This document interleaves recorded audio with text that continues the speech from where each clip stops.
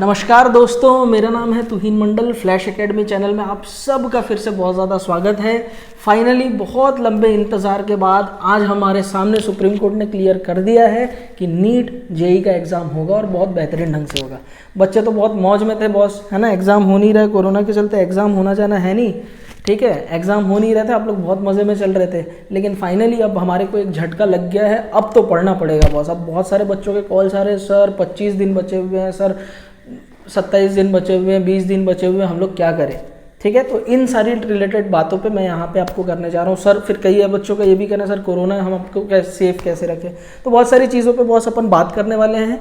Overall मैं 4 topic पे आज बात करने वाला हूँ। सबसे पहले अपन बात करेंगे नीट जेई एग्जाम के लिए स्टूडेंट को क्या करना चाहिए। दूसरा टॉपिक हम बात करना चाहिए नीट जेई होना क्यों ज़रूरी है, ठीक है। अभी कई लोग जो है सुप्रीम कोर्ट में पिटीशन डाल रहे थे कि एग्ज़ाम ना कराया जाए। फिर मैं आपसे ये टॉपिक नंबर 3 पे हम ये भी बात करेंगे कि नीट जेई एग्ज़ाम हमारे देश में जिस हिसाब से ट्रेडिशनल तरीके से होते थे उनमें समस्याएं क्या क्या हैं, क्या क्या उसके लूप होल्स हैं, ठीक है। तो और उनका मेरे दिमाग में मेरे क्या सोल्यूशन है। हो सकता है सरकार इन चीज़ों पे काम कर रही हो, लेकिन मेरे दिमाग में उन चीज़ों का क्या सोल्यूशन है, क्या समाधान है, मैं उस बारे में भी आपसे बात करूंगा। टॉपिक नंबर 4 हम बात करेंगे पेरेंट्स को इस समय पर क्या करना चाहिए, क्या वो अपने बच्चे को कैसे मोरल सपोर्ट बेहतरीन ढंग से दे सकते हैं। तो चलिए बच्चों, बिना देरी के शुरू करते हैं। सबसे पहले हम बात करने जा रहे हैं टॉपिक नंबर 1, नीट एग्जाम में बच्चों को क्या करना चाहिए। सबसे पहले तो बेटा, इतने बार एग्ज़ाम कैंसिल हो के आपका ना मोरल डाउन हो चुका है। आप पढ़ाई की जो हैबिट थी वो आपकी रही नहीं। तो सबसे पहले तेज़ी से कम बैक करना। अब संभलने का टाइम नहीं है बॉस, होना है एग्ज़ाम। ये सत्य है, सच्चाई है, इसे बदल पाना संभव नहीं है। एग्ज़ाम होगा और अपने तय समय पर पे होगा, ठीक है। तो आपको तो अपना मनोबल बिल्कुल स्ट्रांग रखना है, एकदम धोनी के टाइप एकदम खेलना है। हमारे, है ना, महान कैप्टन, है ना, भूतपूर्व कैप्टन जो है अभी रिटायरमेंट ले चुके हैं। बहुत दुख का समय है, लेकिन मैं तो क्रिकेट देखता ही उनके वजह से था। तो आपको तो उनकी तरह ही खेलनी है, एकदम लास्ट ओवर में एकदम पूरे एकदम से वक्त बदल देने हैं, जज्बात बदल देने हैं। अब दिन रात एक कर दो बॉस, पूरी एनर्जी लगा दो। 25 दिन है, अपने 100% दे डालो, ठीक। अब आप अपनी पढ़ाई में क्या करें, ठीक है। एकदम एग्रेसिव मैच खेलना है आपको। क्या करना चाहिए अभी आपके पढ़ाई में सबसे ज़्यादा आपको क्या करना है। आपके पास 25 दिन का जो समय है, 10 दिन तक आप सिर्फ फिजिक्स और फिजिकल केमिस्ट्री में बहुत ज़्यादा एफर्ट लगाएं 10 दिन तक, क्योंकि इन चीज़ों पे प्रैक्टिस बहुत चाहिए, ठीक है। अब आपके पास इतना समय तो है नहीं कि आप एक एक टॉपिक को पूरा नोट्स रिवीजन करें और उसके बाद फिर आप क्या करें बेटा, क्वेश्चन लगाएं, मॉड्यूल्स के सारे क्वेश्चन बनाएं, फिर जाके कॉन्फिडेंस आएगा। इतना समय तो आपके पास बच्चों है नहीं। तो आपको क्या करना चाहिए, कोई भी टॉपिक रिवीजन होने के बाद फिजिक्स में और केमिस्ट्री, फिजिकल केमिस्ट्री में, फिजिक्स और फिजिकल केमिस्ट्री में टॉपिक प्रिपेयर होने के बाद में आप रैंडमली मॉड्यूल के 25 क्वेश्चन सेलेक्ट करो। वो प्रीवियस ईयर के हों, वो किसी एक्सरसाइज पर्टिकुलर टॉपिक के हो, रैंडम सेलेक्ट करो, आंख बंद करके 25 क्वेश्चन लगा लो, ठीक है। उससे ज़्यादा मत करना। 25 में अगर 20+ अगर आपके क्वेश्चन बन रहे हैं या 25 में 25 बन रहे हैं, वो टॉपिक आपका बहुत स्ट्रांग है, ठीक है। घबराना मत, जो होगा अच्छा होगा। लास्ट मोमेंट में क्या करना मैं वो बता रहा हूँ। न तो क्या होता है, हर बच्चों को क्या रहता है, पूरा टॉपिक 100% करेंगे, सारे क्वेश्चन करेंगे, तब कॉन्फिडेंस आता है। वो करने का टाइम वो पहले होता था, अब नहीं करना। 10 दिन तक फिजिक्स और फिजिकल केमिस्ट्री में ये काम करना है। 11वें दिन के बाद से फिजिक्स के सिर्फ फॉर्मूले और छोटे छोटे इंपॉर्टेंट टॉपिक्स, और केमिस्ट्री में फिजिकल केमिस्ट्री के फॉर्मूले, सिर्फ उतना फोकस करना है। और 11वें दिन से आपको सबसे ज़्यादा मेहनत करनी है बायो, ऑर्गेनिक और इनऑर्गेनिक, क्योंकि इनको आप भूलोगे। अच्छा सर, एनसीईआरटी कैसे करें, एनसीईआरटी करें कि नहीं करें, नोट्स करें, मॉड्यूल करें। बेटा अब तो एनसीईआरटी 11वें दिन से तो एनसीईआरटी ही आपको करनी है। बायो की एनसीईआरटी को तो रगड़ डालो, सिर्फ और सिर्फ बायो की ही एनसीईआरटी आपको करनी है। और ऑर्गेनिक की एनसीईआरटी भूलना मत बेटा, मैं बार बार बोलता हूँ। ऑर्गेनिक केमिस्ट्री का आपको अगर मास्टर स्ट्रोक खेलना है तो एनसीईआरटी करना बहुत ज़रूरी है। ऑर्गेनिक के नेमिंग रिएक्शंस के पीडीएफ मैंने ऑलरेडी बच्चों तक पहुंचा दिए हैं। जो लोग इस वजह अभी इस टाइम पे मुझे सुन रहे होंगे, मेरी कोशिश रहेगी कि मेरी नेक्स्ट वीडियो के डिस्क्रिप्शन में मैं उसका पीडीएफ अपलोड करा दूँ। अभी फ़िलहाल नहीं हो सकता क्योंकि ऑफिस वगैरह बंद है, ठीक है। तो वो आपको पीडीएफ वो मिल जाएगा बहुत जल्दी। तो आप उसको नेमिंग रिएक्शंस को एटलीस्ट करते रहें, ठीक है। एक चीज़। दूसरी चीज़ बच्चों, अभी हो क्या रहा है हम लोग के पास में ना, हम लोग ना क्या करते हैं बेटा, डायग्राम को बहुत हल्के में ले लेते हैं। आप जब 10 मिनट 15 मिनट आप जब पढ़ लेते हैं, 10-15 मिनट का जब रेस्ट ले रहे होते हैं, आपकी जब पढ़ाई हो चुकी होती है, तो हफ्ते में एक दिन आप बायो की एनसीईआरटी उठाएं, चाहे 11th का उठा लो चाहे 12th का। सिर्फ और सिर्फ डायग्राम देखना है, आसपास की कोई चीज़ें आपको पढ़नी नहीं है, थ्योरी नहीं, सिर्फ डायग्राम, और डायग्राम में लेबरिंग क्या किया हुआ है वो ज़्यादा देखना है आपको। उसमें कौन सा पीनियल ग्लैंड है, कौन सा लीवर है, इंटेस्टाइन है, तुमको मालूम है। गाड़ी अटकती है बॉटनी में, कहाँ गाड़ी अटकती है डायग्राम के क्वेश्चंस में? बॉटनी में। ठीक है बच्चों, तो डायग्राम पे फोकस करना, मुश्किल से मुश्किल आपको 10-15 मिनट इस चीज़ में लगने, हफ्ते में एक दिन। सवाल ये उठता है कि एनटीए का जो एजेंसी से जिससे क्वेश्चन वगैरह बनाया जा रहा है, जो टेस्ट अभ्यास चल रहा है, वो करना चाहिए कि नहीं चाहिए? मॉक टेस्ट देना चाहिए बेटा, बुरी बात नहीं है, लेकिन सेल्फ मॉक टेस्ट लें, प्रीवियस ईयर के ही क्वेश्चन ज़्यादा आप ध्यान दें। एनटीए के पेपर में बहुत सारे ड्रॉबैक्स भी रहे हैं, है ना। ट्रेडिशनल तरीके से जैसे हमारा पेपर आता है, जो एजेंसी सेट करती है पेपर, वैसे क्वेश्चन उसमें कम दिखने को मिलते थे। तो आप तो दो, है ना, कोई बुरी बात नहीं है, हफ्ते में 1-2 दो, लेकिन आपको मॉक टेस्ट, जो सेल्फ मॉक टेस्ट आप लेने वाले हैं अपना, वो आप प्रीवियस ईयर पे ज़्यादा ध्यान दें, नीट के पेपर और जेई के पेपर में, जेई मेंस के पेपर में। ठीक है बॉस, ये तो हमारे टॉपिक नंबर 1 की बात होगी कि नीट जेई के टाइम पे स्टूडेंट क्या करें। अब बच्चे जो मुझे इतने देर तक सुन रहे होंगे, थोड़ी देर और रुक जाना, कुछ चीज़ें आगे की भी मैं शेयर करने जा रहा हूँ। टॉपिक नंबर 2 हम बात करने जा रहे हैं बच्चों, नीट और जेई होना क्यों ज़रूरी है। आप खुद सोचो, जिस देश में हम इतनी बड़ी महामारी से डील कर रहे हैं, डॉक्टरों की इतनी ज़्यादा कमी है, आईआईटीएंस की, टेक्नोलॉजी की, सिस्टम की कितनी ज़्यादा कमी है, अगर 1 साल ये इंपॉर्टेंट एग्ज़ाम पोस्टपोन हो गया तो देश को बहुत बड़ा नुकसान होने वाला है। तो ये एग्ज़ाम तो हमको तो ये होना बहुत ज़रूरी है। डॉक्टरों की बहुत कमी है बॉस, आईआईटीएंस की बहुत कमी है, हमारे देश में अभी इनकी बहुत ज़्यादा ज़रूरत है। अगर 1 साल ये एग्ज़ाम नहीं हो पाया तो कितनी चीज़ें, बहुत बड़ा लॉस हमारी कंट्री को होने वाला है। दूसरी चीज़, और ये क्या हो रहा है बेटा, कई बच्चे जो है नीट जेई के एग्ज़ाम के लिए ड्रॉप भी लेते हैं, 1-2 साल से तैयारी कर रहे हैं, कई लोग 11th से कर रहे हैं, 4-4 साल से उनका ड्रीम था एग्ज़ाम होगा और वो अपनी तैयारी को करेंगे, बहुत अच्छे ढंग से कई लोगों ने इस साल मेहनत की है। उस बच्चे के लिए तो इनजस्टिस हो जाएगा ना यार, वो साल भर मेहनत की और एग्ज़ाम ही ना हो तो उसका सपना तो डिले हो गया ना 1 साल, है कि नहीं। तो एग्ज़ाम तो होना बहुत ज़्यादा ज़रूरी है और तय समय में होना बहुत ज़्यादा ज़रूरी है।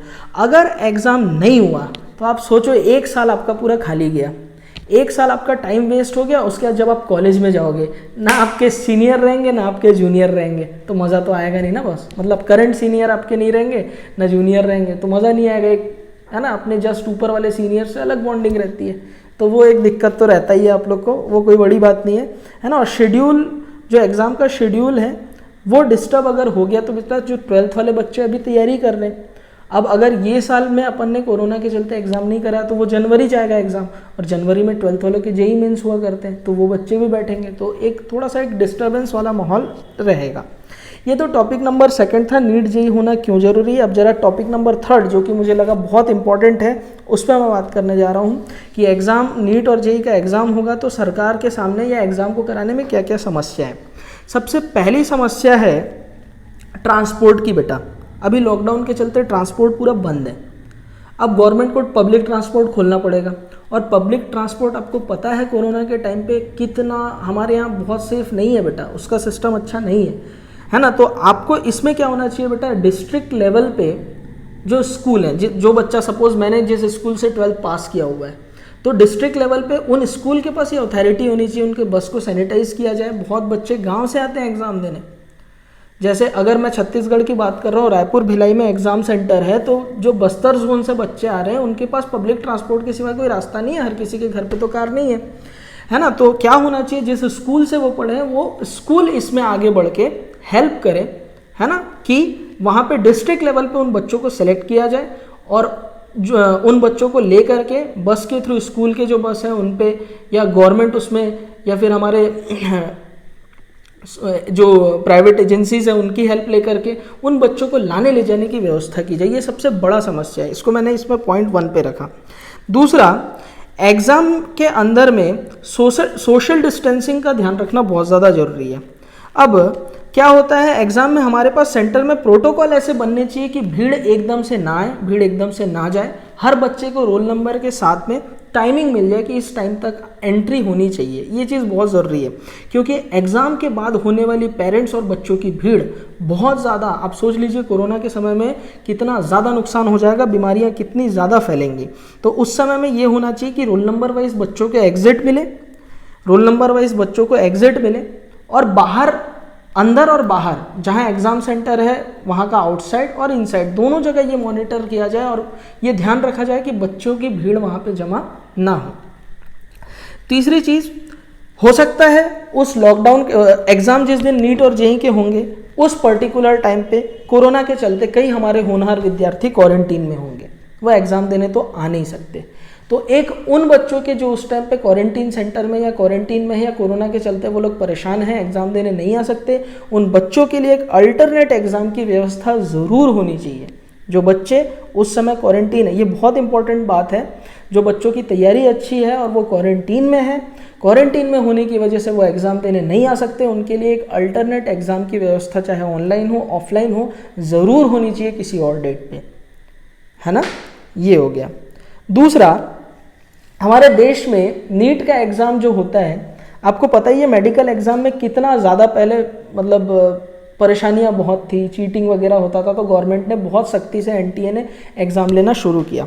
अब जब बच्चा मास्क लगा के आ रहा है तो कुछ असामाजिक बदमाश तत्व उसमें भी कलाकारी कर सकते हैं। तो मेरे हिसाब से एनटीए ने जो एग्ज़ाम फ़ीस लिया है उस फीस में से सारे विद्यार्थियों को छोटी सैनिटाइज़र की बोतल और मास्क सेंटर से ही प्रोवाइड होनी चाहिए, बाहर से मास्क ले जाना अलाउड ना हो। इससे क्या हो जाएगा, वो मास्क की वजह से ट्रेसिंग भी हो पाएगी, बच्चे जब बाहर निकल रहे होंगे तो हमको पता चलेगा कि ये इस सेंटर से आया हुआ बच्चा है, इसको मतलब तब उनको आसपास में भीड़ ना होना। तो क्या है, मास्क के चलते पता भी नहीं चलेगा कि बाहर से आए हुए लोग हैं। अब क्या होता है, एग्ज़ाम सेंटर होता है, बहुत सारी एजेंसीज, कॉलेजेस, इंस्टीट्यूट वाले वहाँ पे रहते हैं, तो एक बहुत ज़्यादा भीड़ हो जाता है। वो भीड़ ना हो तो उससे मास्क से आप आइडेंटिफाई कर सकते हैं कि ये बच्चा एग्ज़ाम से निकला हुआ है और थोड़ी मॉनिटरिंग आसान हो जाएगी। एक चीज़, ठीक है। तो ये बहुत बड़ा था सुझाव मेरे तरफ से। टॉपिक नंबर 4 में अपन आने जा रहे हैं बच्चों कि पेरेंट्स को इस समय में क्या करना चाहिए। तो देखिए, मेरा आप सबसे अनुरोध है, आप जो भी माता पिता मुझे गार्जियन पेरेंट्स सुन रहे हैं इस टाइम पे, हमारे बच्चे जो हैं हमारे लिए बहुत कीमती है। कोई एक सिंगल एग्ज़ाम इनके हुनर को डिसाइड नहीं कर सकता। कोरोना के चलते इनका मोरल बहुत डाउन हो गया है, ये चीज़ आपको भी पता है, मुझे भी पता है और मुझसे बेहतर तरीके से आपको पता होगा क्योंकि बच्चा दिन रात आपके साथ अभी है।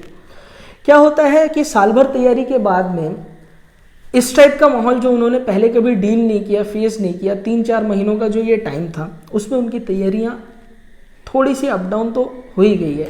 उसका असर हम सब में भी पड़ा है, आपके काम में भी पड़ा हो सकता है, बच्चों की पढ़ाई में भी वो चीज़ का असर रहा है।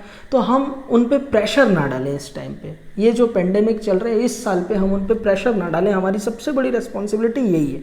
तो जब भी आप उनसे बात करें तो उनको थोड़ा सा समझाएं कि घबराने का नहीं है, पैनिक होने का नहीं है, जो होगा अच्छा होगा। वक्त से पहले किस्मत से ज़्यादा ना किसी को कुछ मिला है ना किसी को कुछ मिलेगा।